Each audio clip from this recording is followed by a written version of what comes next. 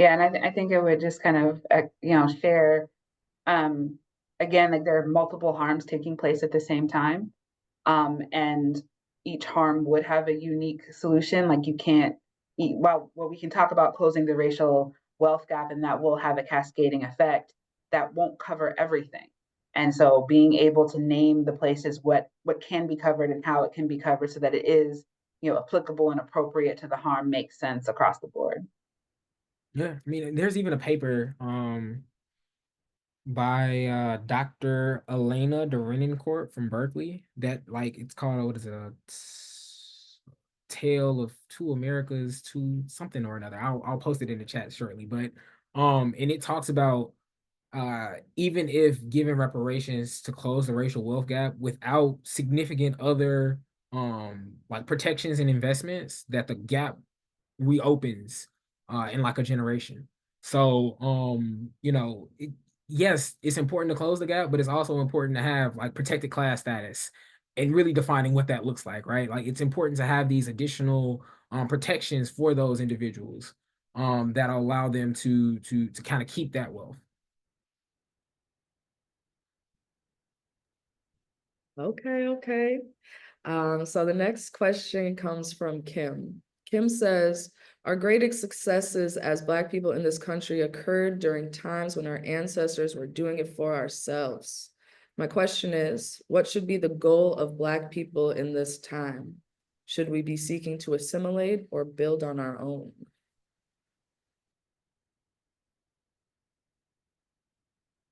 So that's a difficult question to answer. Because we're not a monolith. Some individuals want to assimilate, others don't. But I think that the purpose of reparations is to empower individuals to have the self-autonomy to be able to make the decision that they deem is best for themselves and to have the resources to be able to stand on that decision. So in short, it's probably not the best answer, but that's the best answer I have. And I would echo that. I think we have to just talk to more Black people because we're not, because as Marvin said, we're not a monolith. We don't see things the same way, and that's okay. I really want all Black people to reach their fullest potential, whatever that looks like for them, and be able to create the space for them to make, like Marvin just said, like make those choices for themselves, for their families, for their future, without having to negotiate their identity through a lens of any type of white supremacy. Like that's the future that I kind of want to build towards.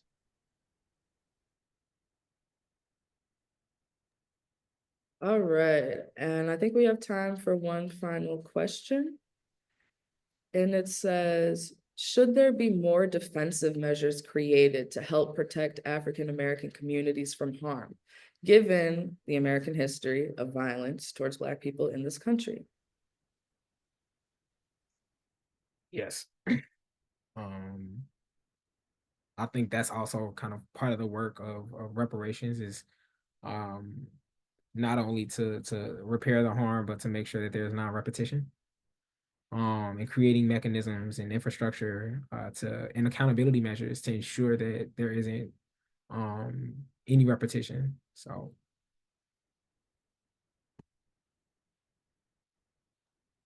Marvin said, yeah, I think this also gets to a place where we can, need to be clear about what is reparations and what is good governance, because certain things should not take place in any government, and certain things have taken place to explicitly and directly harm Black people. So being able to name that and be able to be clear about the path forward, I think would be really important.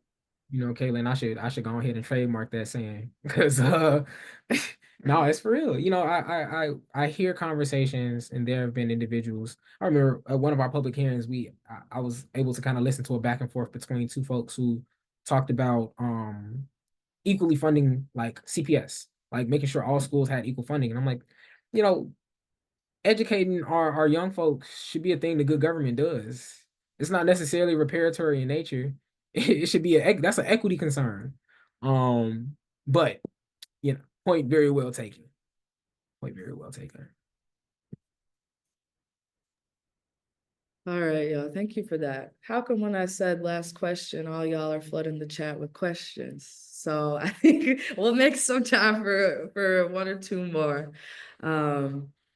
So Deborah asked the question, what is the status of the city of Chicago's reparations work? And is there being efforts to align it with some of the state work happening with you, Marvin? And how does that connect with other work happening across the country? Difficult question to answer. I'm not sure if I can speak a lot on Chicago stuff. So once Chicago is public with their task force, and we extend the olive branch, we're willing to share information and work in tandem with them. I guess that's the best answer that I have for now. As far as how we interface with other task forces and commissions nationally, we are in pretty close contact with a good number of commissions, just kind of sharing learnings and information, kind of providing support on how to best kind of disseminate our efforts and get the word out.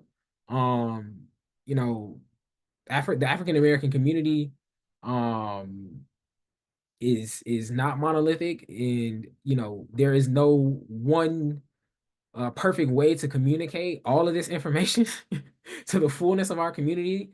So we're trying to be creative in thinking about creative ways to engage with community, to show up at community events, to hear from the community, as well as to share about the work of the commission. So those are some things that we're working on as a commission.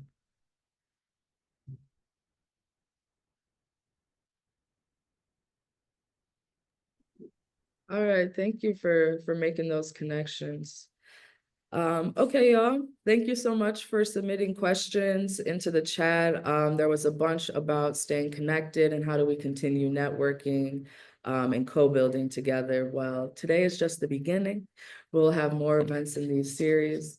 So if your question didn't get answered today, don't worry. We're going to continue to follow up with you all who asked specific questions that couldn't be answered today. But I want to thank Marvin and Caitlin again for engaging, and Patrice. And thank you all. I'm going to move on to our little activity.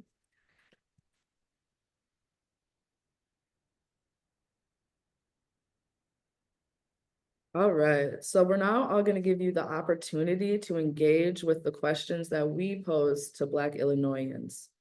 We're going to go back to using Mentimeter, where you can all answer a question about how reparations funds should be allocated. So you should all be signed into Mentimeter from the beginning, but if you are not, Delisa right now is dropping instructions in the chat for how to log into Mentimeter, and you can also see the code at the top of the screen. The question we're posing to you is this: if you're in charge of administering reparations, how would you allocate dollars towards specific areas of repair?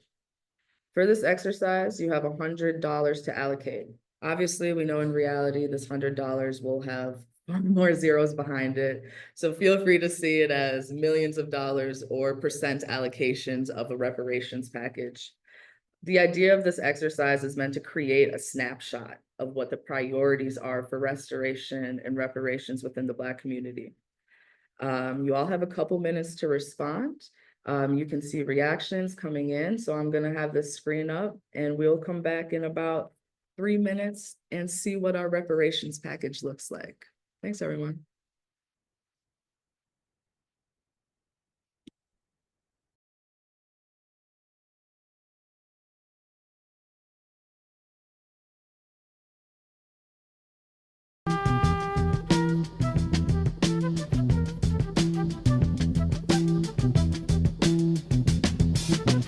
You will not be able to stay home, brother.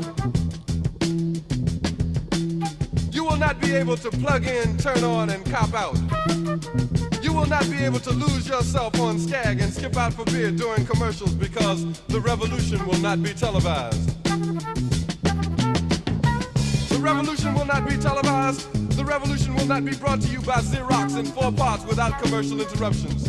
The revolution will not show you pictures of Nixon blowing a bugle and leading a charge by John Mitchell, General Abrams, and Spyro Agnew to eat hog maws confiscated from a Harlem sanctuary. The revolution will not be televised. The revolution will not be brought to you by the Schaefer Award Theater and will not star Natalie Woods and Steve McQueen or Bullwinkle and Julia. The revolution will not give your mouth sex appeal. The revolution will not get rid of the nubs. The revolution will not make you look 5 pounds thinner because the revolution will not be televised, brother. There will be no pictures of you and Willie Mae pushing that shopping cart down the block on the dead run or trying to slide that color TV into a stolen ambulance. NBC will not be able to predict the winner at 8:32 on report from 29 districts. The revolution will not be televised. There will be no pictures of pigs shooting down brothers on the instant replay. There will be no pictures of pigs shooting down brothers on the instant replay. There will be no pictures of Whitney Young being run out of Harlem on a rail with a brand new process. There will be no slow motion or still lights of Roy Wilkins strolling through Watts in a red, black, and green liberation jumpsuit that he has been saving for just the proper occasion. Green Acres, Beverly Hillbillies, and Hooterville Junction will no longer be so damn relevant, and women will not care if Dick finally got down with Jane on Search for Tomorrow, because black people will be in the street looking for a brighter day. The revolution will not be televised. There will be no highlights on the 11 o'clock news and no pictures of Harry armed women liberationists and Jackie Onassis blowing her nose. The theme song will not be written by Jim Webb or Francis Scott Keys, nor sung by Glenn Campbell, Tom Jones, Johnny Cash, Engelbert Humperdinck, or The Rare Earth. The revolution will not be televised. The revolution will not be right back after a message about a white tornado, white lightning, or white people. You will not have to worry about a dove in your bedroom, the tiger in your tank, or the giant in your toilet bowl. The revolution will not go better with Coke. The revolution will not fight germs that may cause bad breath. The revolution will put you in the driver's seat. The revolution will not be televised, will not be televised, will not be televised, will not be televised. The revolution will be no rerun, brothers. The revolution will be live.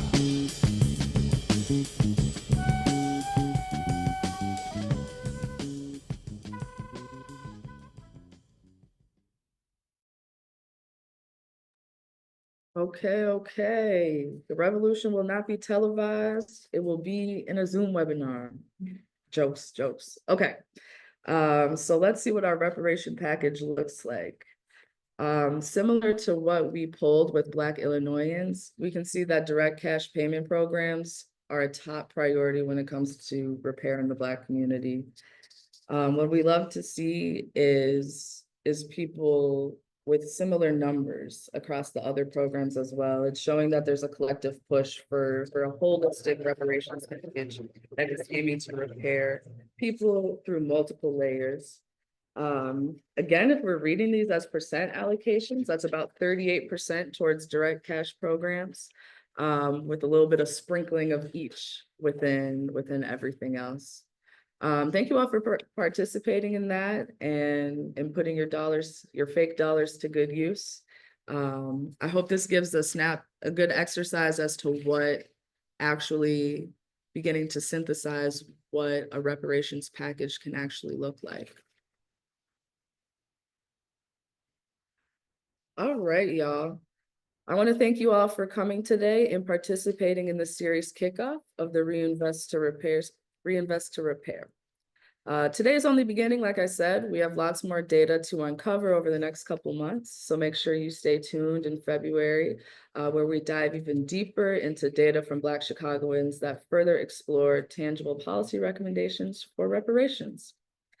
Delisa has put the exit survey in the chat for y'all. Please take a moment to fill it out so that we can continue to improve our facilitation of events like these.